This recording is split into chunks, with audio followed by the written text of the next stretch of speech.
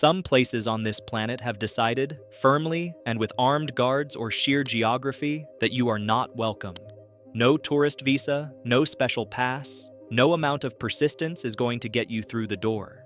These are 17 forbidden places on Earth you'll never be able to see. Number 17, Surtsey Island, Iceland. Surtsey is a volcanic island that didn't exist until 1963, when an underwater eruption off the southern coast of Iceland broke the surface and kept growing for nearly 4 years before the lava cooled. By the time the eruption stopped in 1967, the island covered just over 1 square mile of new land that had never existed before in recorded history, making it one of the youngest pieces of solid ground on the planet. Almost immediately, scientists recognized what Surtsey represented: an entirely blank biological slate. No soil, no seeds, no insects, no bacteria from any prior ecosystem. A genuine opportunity to watch life colonize a landmass from absolute zero under controlled observation.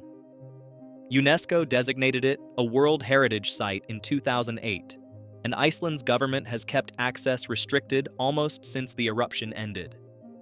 Only a small number of authorized scientists are permitted to visit, and even those visits are kept brief to minimize contamination. All visitors must follow strict protocols to avoid accidentally introducing seeds, insects, or microorganisms from their clothing or equipment. The results of that careful monitoring have been genuinely remarkable. Birds arrived first, followed by plants brought in on sea currents, and within decades a functioning, self-sustaining ecosystem had established itself on bare volcanic rock. The island is slowly eroding. Wave action is reducing its size year by year. But the scientific value of watching it evolve in a controlled way without human interference has kept the access restrictions firmly in place. The public will almost certainly never be allowed in. That's entirely the point. Number 16, Dulce, New Mexico, Archuleta Mesa, USA.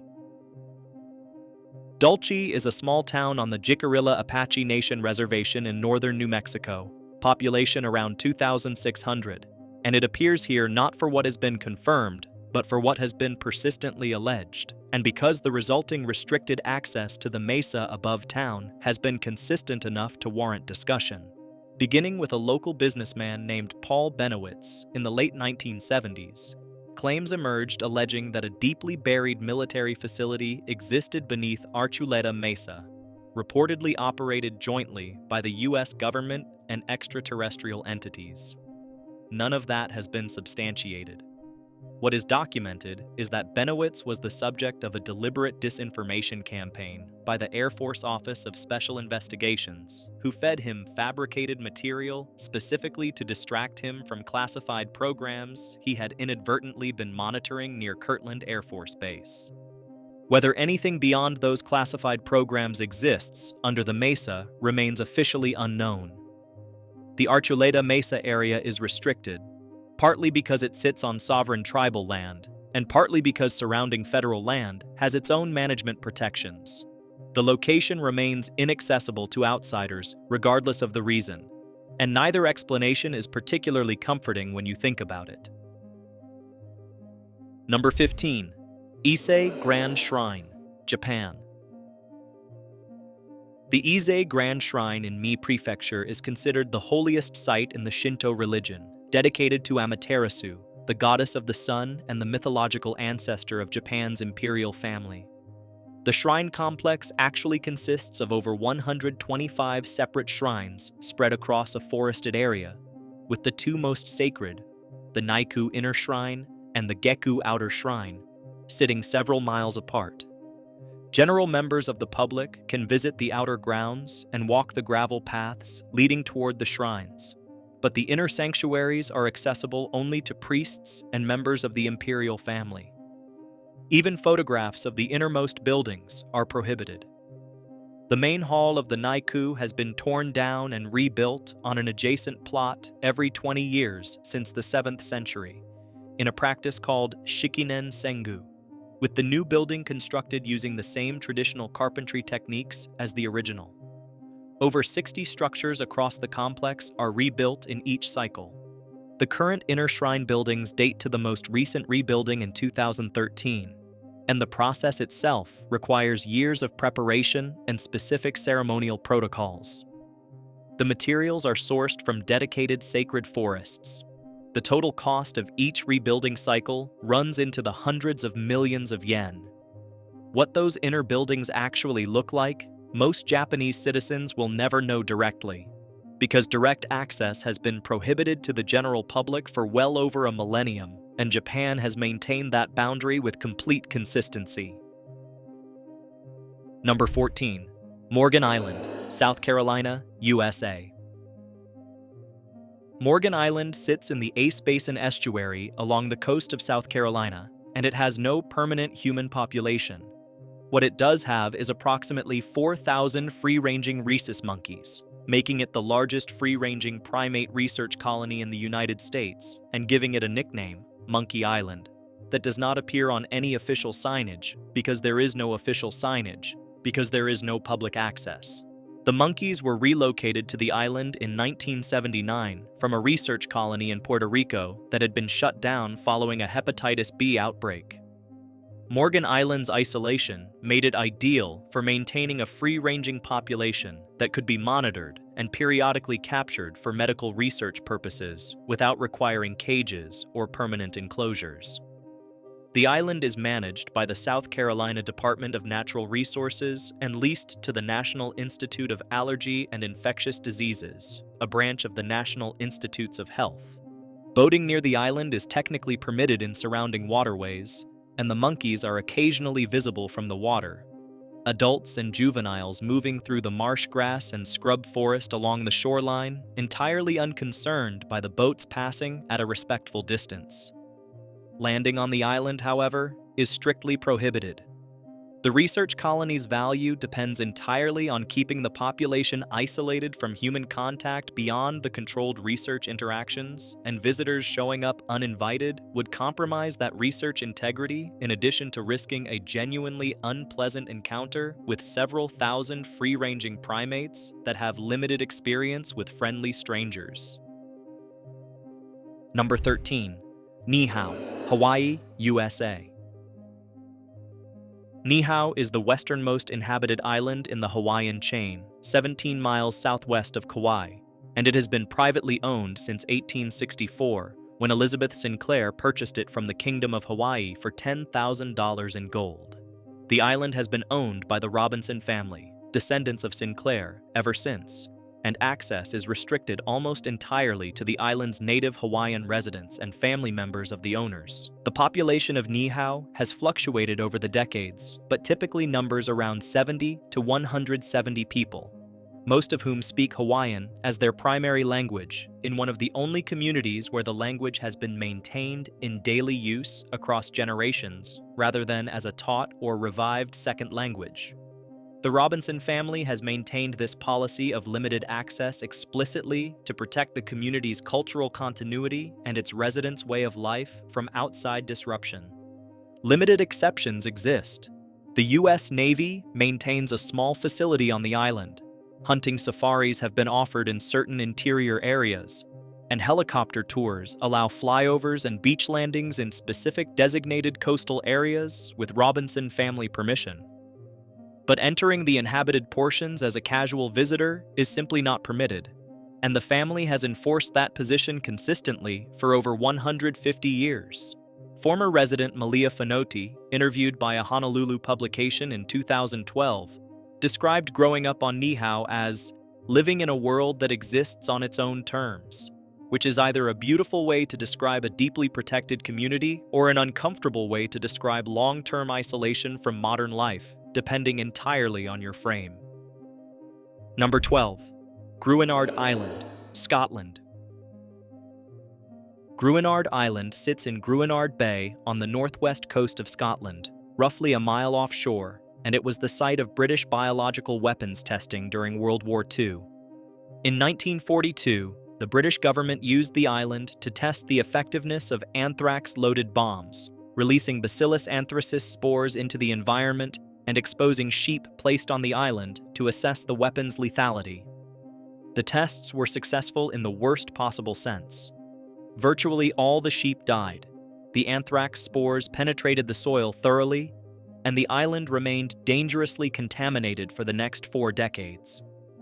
The government kept the island's wartime role secret for years. An initial attempt to decontaminate it in the 1970s was inadequate. A more serious effort began in 1986, when 280 tons of formaldehyde solution diluted in seawater were sprayed across the island's surface, and topsoil in the most contaminated areas was removed and buried. In 1990, the government officially declared the island safe and returned it to the original owner's descendants with a brief public ceremony in which a flock of sheep grazed on the island to demonstrate the all clear. The island has technically been accessible since that declaration, though practical access requires a private boat across a mile of Scottish coastal water in weather that rarely cooperates. Its history earns it a permanent spot on any list of places the world would rather forget. A biological weapons test site that left a Scottish island uninhabitable for nearly 50 years, acknowledged only gradually, long after the damage was done. Number 11. Poveglia Island, Italy. Poveglia is a small island in the Venice Lagoon, located between Venice and the Lido, and it has accumulated one of the darker histories of any island in Italy, which is saying something for a country with roughly 3,000 years of complicated events behind it. The island served as a quarantine station for plague victims during multiple outbreaks, most significantly the bubonic plague that repeatedly swept through Venice and the surrounding region during the 14th through 18th centuries. Thousands of plague victims were transported to Poveglia to die or recover in isolation, and their remains were buried in mass graves across the island. Later, in 1922, a mental institution was established on the island, operating until 1968. Accounts of conditions at the institution were not complimentary, and local legend added considerably more lurid detail over the decades following its closure, including stories of a specific doctor who reportedly conducted unauthorized experiments on patients and died violently on the premises. Stories that, like most of the darker elements of Poveglia's reputation, cannot be fully verified but have never been definitively disproven either. The island has been owned by the Italian government since the institution closed, and the buildings have been deteriorating ever since without serious preservation or demolition efforts. Access is prohibited without authorization, which has done nothing to reduce the island's fame in paranormal circles. It is regularly cited as one of the most haunted places in Europe. A private buyer attempted to purchase the island at auction in 2014 and briefly succeeded before the Italian government reversed the sale, preferring to keep the island in public hands rather than allow private development of a site with that particular kind of history. Number 10. Heard Island Volcanic Reserve, Australia. Heard Island sits in the southern Indian Ocean about 2,500 miles southwest of Perth, Australia, and roughly 250 miles north of Antarctica. It has no permanent human population, no infrastructure, and is administered as a World Heritage Area by the Australian Antarctic Division under strict access controls. The island features Big Ben, an active shield volcano rising to nearly 9,000 feet, and glaciers that cover the majority of its surface. The wildlife on Heard Island has evolved in near total isolation from humans, making it one of the most ecologically pristine subantarctic environments remaining on Earth. Southern elephant seals, fur seals, king penguins, macaroni penguins, and various albatross species occupy the island in numbers essentially unchanged from pre-contact levels, because sustained human contact has essentially never occurred.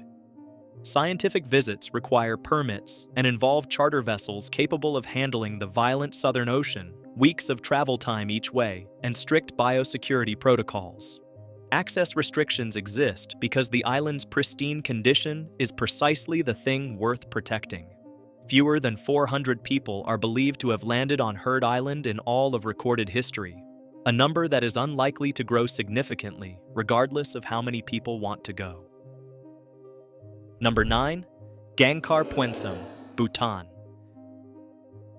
Gangkar Puensum is the highest peak in Bhutan and the highest unclimbed mountain in the entire world, reaching 24,836 feet above sea level.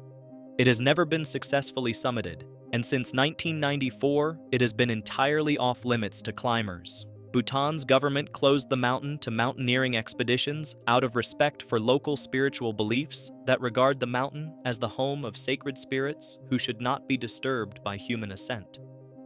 Several expeditions attempted to reach the summit in the 1980s before the prohibition took effect, all without success due to a combination of extreme technical difficulty and unreliable weather conditions at that elevation. A partial expedition in 1994 reached a subsidiary summit at lower elevation, which may be the closest any human being has come to the true peak. Since the blanket ban on high-altitude climbing in Bhutan went into effect, the mountain has been entirely untouched, making it one of a vanishingly small number of places on Earth that remains inaccessible not because of government security concerns or ecological fragility, but because of spiritual respect for what a mountain might represent to the people who live in its shadow. Bhutan's broader approach to tourism reinforces this sensibility. The country limits annual visitor numbers through a daily tourism fee, managing access to its entire cultural and natural environment in a way few nations have attempted. Gangkar Puensum represents the most absolute expression of that philosophy.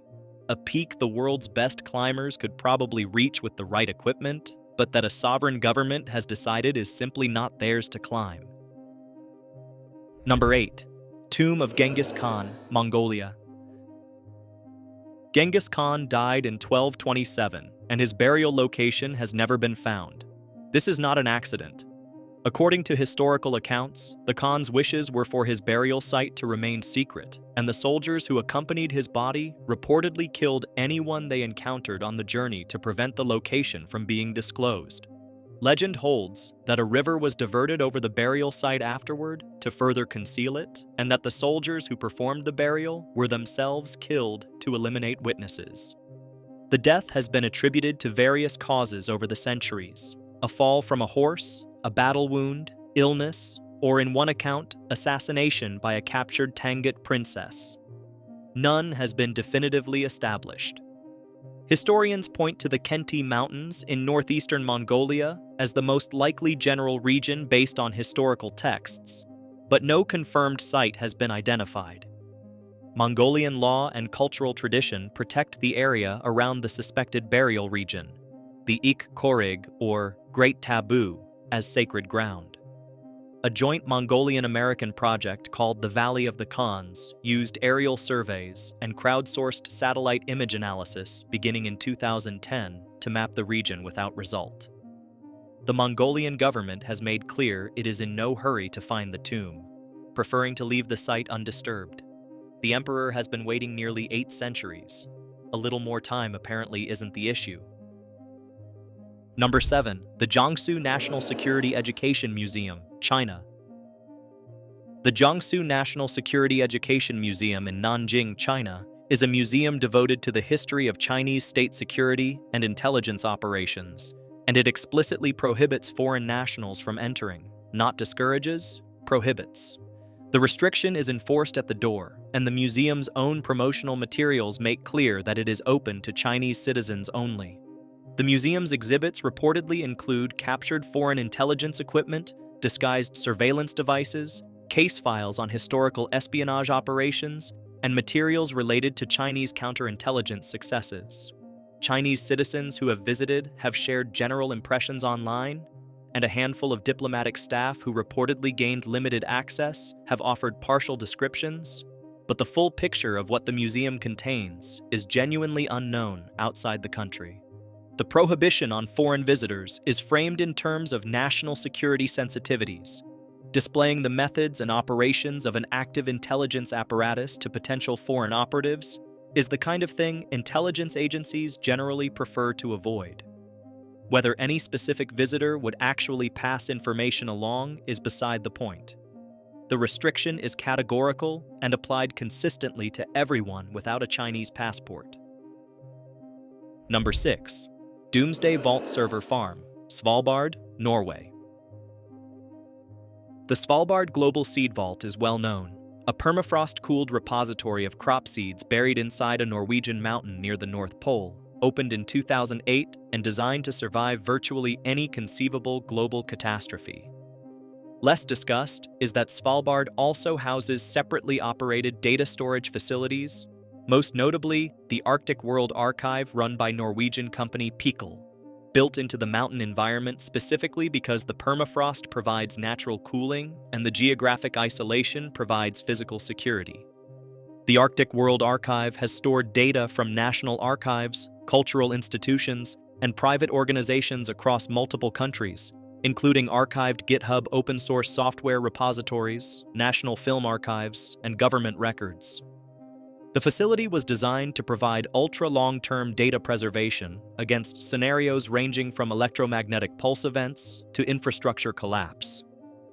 Access to the operational data storage facilities is not publicly documented in terms of specific security protocols, but the combination of extreme Arctic location, private ownership, and sensitivity of the materials stored there keeps it well off any tourist circuit. The seed vault itself has no general visitor access beyond a viewing area near the entrance tunnel. The actual storage chambers are sealed, climate-controlled, and accessible only to authorized personnel managing deposits and withdrawals, which is how it should be when the contents happen to be everything humanity needs to grow food after civilization collapses. Number 5. Diego Garcia, British Indian Ocean Territory. Diego Garcia is a coral atoll in the central Indian Ocean, part of the Chagos Archipelago, and home to a joint US-UK military base that has been one of the most strategically significant military installations in the world since it was established in the 1970s.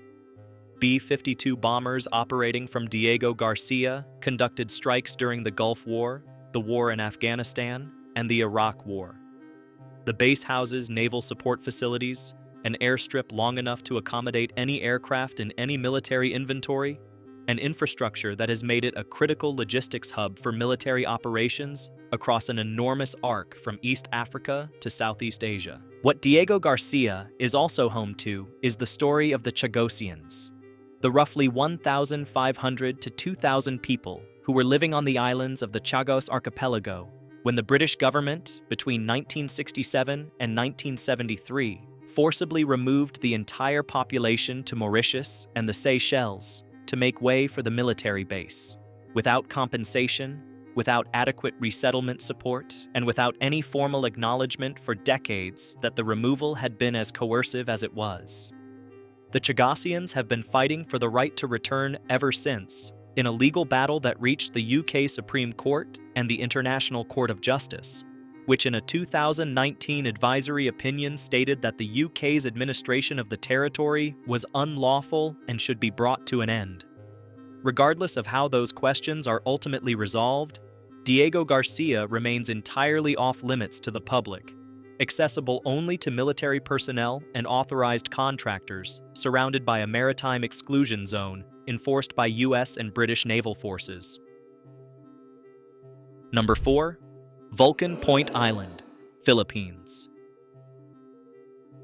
Vulcan Point is an island sitting inside a lake, inside a volcano, inside a lake, inside another volcano. A geological nesting arrangement that sounds like something a geography teacher made up to test whether students are paying attention, but is entirely real and is one of the more unusual landforms on Earth. The outermost body of water is Taal Lake, a large lake in Batangas province on the island of Luzon. Inside Taal Lake is Taal Volcano Island. On that island is a crater lake. Inside that crater lake is Vulcan Point, a small island that holds the distinction of being an island within a lake, within a volcano, within a lake. Taal Volcano is one of the most active volcanoes in the Philippines, with over 30 recorded eruptions since the 16th century. A significant eruption in January 2020 sent a massive ash plume into the atmosphere, forced the evacuation of hundreds of thousands of people, and was accompanied by volcanic lightning produced by static electricity in the eruption column. Access to the volcanic island and crater lake area has been restricted by the Philippine Institute of Volcanology and Seismology, with restrictions tightening and loosening based on current activity levels. The geological curiosity of Vulcan Point draws visitors consistently, but the ongoing eruption risk makes unrestricted access genuinely dangerous, and 2020 demonstrated that the volcano remains entirely capable of another major event with very little advance warning. Number 3. Snake Island, Brazil. Ilha da Queimada Grande, known internationally as Snake Island, sits about 90 miles off the coast of São Paulo state in Brazil, and the Brazilian Navy prohibits civilian visits under laws enforced by IBAMA, Brazil's environmental authority. The reason for the restriction is straightforward. The island is home to a population of golden lancehead pit vipers estimated between 2,000 and 4,000 individuals, existing nowhere else on Earth, and the snakes are present at a density that researchers estimate at roughly 1 per square meter in the most densely populated areas. The golden lancehead evolved in isolation after the island was separated from the mainland by rising sea levels approximately 11,000 years ago. Without terrestrial prey available, the snakes adapted to hunt migratory birds, developing a venom of unusual potency designed to incapacitate prey quickly before it could fly away. That venom is capable of causing severe tissue damage around a bite wound, and has a significantly higher fatality rate in untreated cases than bites from most other pit viper species. The prohibition on civilian visits exists both to protect the snakes, which are critically endangered due to their extremely limited range, and to protect potential visitors from themselves. A small number of researchers with authorization from IBAMA are permitted to visit under controlled conditions for documented scientific purposes. The island also maintained a lighthouse that previously required periodic Navy maintenance visits. Those visits are the source of several cautionary stories about what happens when people underestimate how many snakes occupy any given patch of that island's vegetation. Number 2. Mausoleum of the First Qin Emperor, China. The burial complex of Qin Shi Huang, the first emperor of unified China, covers an estimated 38 square miles of burial landscape in Shanxi province, and is one of the most extraordinary archaeological sites on Earth, the vast majority of which has never been excavated and almost certainly will not be excavated during anyone currently alive's lifetime. The Terracotta Army, discovered in 1974, occupies 3 main pits covering a relatively small portion of the total site and contains an estimated 8,000 individual soldier figures along with horses, chariots, and weapons. The burial mound itself, rising about 250 feet above the surrounding plain and measuring approximately 1,500 feet on each side at its base, has not been opened. Historical accounts from the grand historian Sima Qian, writing around a century after the emperor's death, describe the interior of the burial chamber as containing a scale model of the empire with flowing rivers made of mercury, a ceiling studded with astronomical representations, and crossbow traps set to fire at anyone attempting to enter. Soil surveys conducted through remote sensing have confirmed elevated mercury levels consistent with those historical descriptions. The Chinese government has maintained that excavation technology is not yet sufficient to protect whatever survives inside the burial chamber from the damage that exposure to air and light would cause, pointing to the loss of pigmentation on the terracotta army figures almost immediately upon their discovery as evidence of the risks. Archaeologists broadly agree that waiting for better preservation technology is the correct approach. The mound remains closed, the emperor remains inside it, and the actual interior of one of the most significant archaeological sites in human history remains unseen by anyone alive. Number 1. North Sentinel Island, India. North Sentinel Island sits in the Bay of Bengal as part of India's Andaman and Nicobar Islands chain, and its indigenous inhabitants, the Sentinelese, have maintained one of the most absolute and consistent rejections of outside contact of any people on Earth. They have been living on the island, with essentially no sustained interaction with the outside world, for an estimated 50,000 to 60,000 years. When contact has been attempted, it has been met with arrows, spears, and a clarity of message that is difficult to misinterpret. The Indian government established a 3-mile exclusion zone around the island in 1996, making it illegal under Indian law to attempt contact or approach within that distance. The restriction exists primarily to protect the Sentinelese rather than potential visitors, since a population with no acquired immunity to common diseases could be devastated by contact-borne illness from even a well-intentioned visitor. The island is managed by the Andaman and Nicobar administration, and enforcement of the exclusion zone is taken seriously by Indian authorities. In November 2018, American missionary John Allen Chow traveled to the island illegally, having paid local fishermen to take him close enough to wade ashore. He was killed by the Sentinelese during his attempt to make contact. The Indian government declined to pursue recovery of his body, acknowledging that sending officials onto the island would both violate the island's protection protocols and place those officials in significant danger. The exclusion zone remains in effect. The Sentinelese continue to live exactly as they choose, on their own terms, as they have for longer than most human civilizations have existed. That, more than any military fence or government decree, is what makes North Sentinel Island the most genuinely forbidden place on this entire list. These places didn't end up off-limits by accident. Whether it's politics, ecology, danger, or a people who simply never wanted visitors, every single one of these locations has a reason to be exactly as inaccessible as it is. If you enjoyed this one, hit like and subscribe. There's a lot more where this came from.